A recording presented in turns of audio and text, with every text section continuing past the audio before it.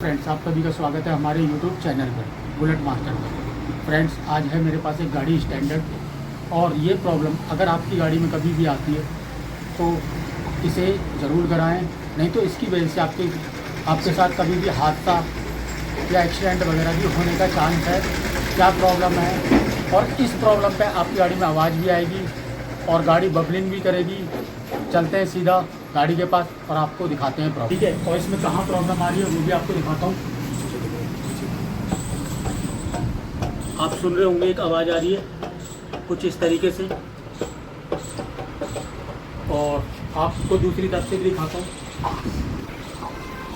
अभी गाड़ी लगा रखी है अपने मैन स्टैंड पे, देख रही व्हील किस तरीके से हिल रहा है, आगे वाला व्हील किस तरीके से हिल रहा है। इस तरीके से नहीं हिलना चाहिए। और इसमें क्या प्रॉब्लम आ रही है, व्हील को निकालते हैं बाहर और आपको दिखाते हैं, और क्या पार्ट डलेगा, उसकी एमआरपी कितनी है वो भी आपको दिखाते हैं। ये है इसकी सीट, ये निकाल दी।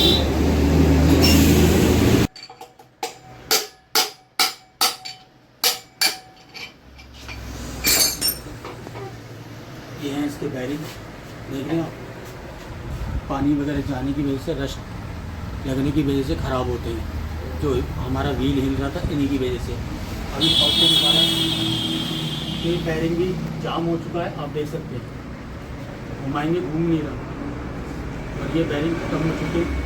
कभी ये प्रॉब्लम आती है तो इसमें बिल्कुल भी लापरवाही ना करें फ्रेंड्स।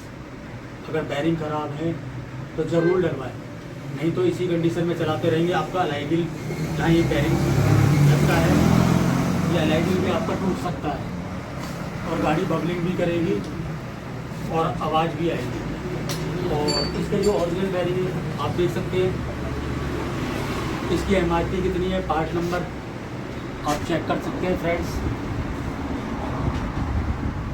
बाकी दोनों को डालते हैं नया, और जो भी पार्ट डालें हमेशा जेन्युइन ही डालें।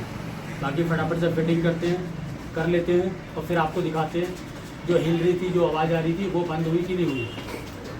फाइनली फ्रेंड, बैरिंग वगैरह हमारे लग चुके हैं गाड़ी में, और पहले ऐसे करने पे आवाज़ आ रही थी, वो आवाज़ भी ख़त्म हो चुकी है। और पहले जब मैंने स्टैंड लगाने के बाद और इस तरीके से हिला रहे थे, व्हील हमारा हिल रहा था, वो भी प्रॉब्लम ख़त्म हो चुकी है फ्रेंड्स। ये आपको बता भी दिया। बाकी फिर मिलते हैं दोस्तों आपसे फिर एक नई वीडियो के साथ। धन्यवाद दोस्तों।